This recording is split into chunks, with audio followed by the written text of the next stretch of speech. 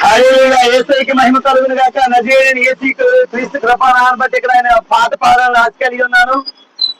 నిత్య జీవం ఇచ్చేవాడు ఆయన.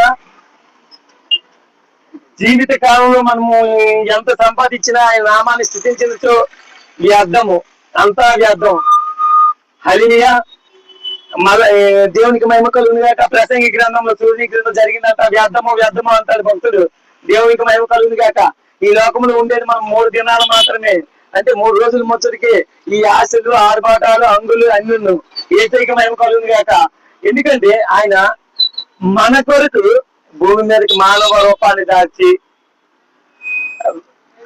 కష్టాలు పడి రక్తము కాచి సిలువలో మరణించి మన పాపము నిమిత్తం ఆయన మన కొరకు మరణించి మృత్యువుని జయించి 3వ దినాన లేపబడ్డ నజరేయుడైన యేసు క్రీస్తు కృపానామం నేను ఇక్కడ గణపరచాలని ఆశ కలిగి ఉన్నాను.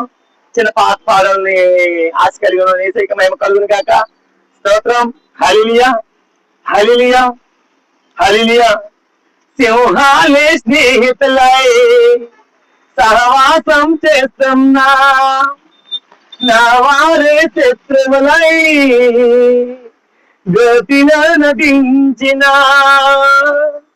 సింహాలే స్నేహితులై సహవాసం చేస్తున్నా, నా వారే శత్రువులై గతిలో నటించిన. మోసేలా నిలబడతానయ్యా నా యేసయ్యా, సముద్రమే ఎదురైనా ఎదురెళతానయ్యా. నీ కోసమే నేను పని చేస్తానయ్యా, నీ ఇంటికే నేను నమ్మకముగా ఉంటాను.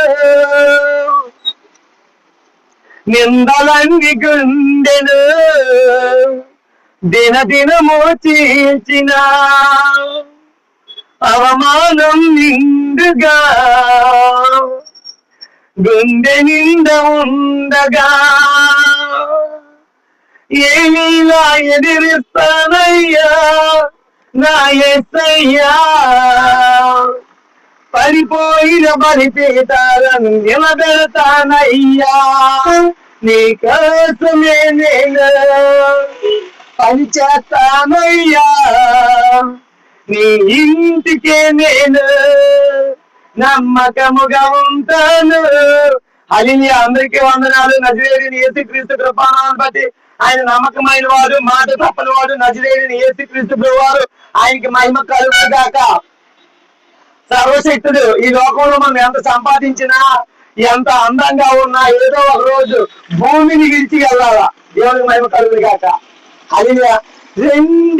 రెండు దారిలో ఏ దారి కావాలి మానవా, ఒకటి పరలోకం మరొకటి పాతాళం.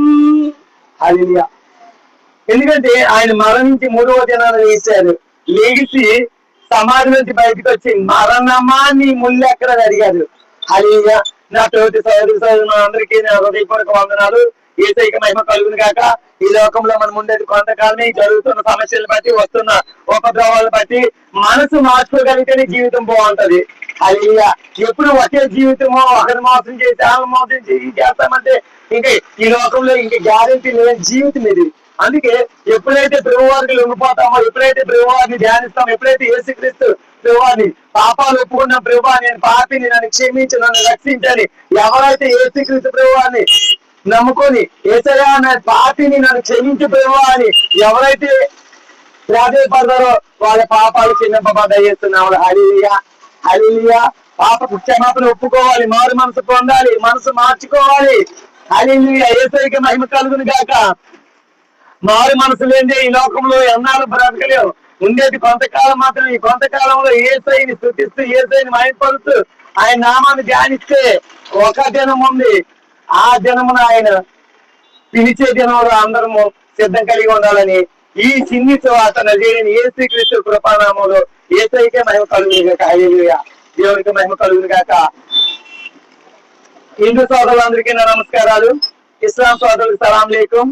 భారతదేశంలో ఉన్న అందరము ప్రేమతో ప్రతి ఒక్కరు యేసయ్య బిడ్డే. అందరము ఏసై బిడ్డలమే.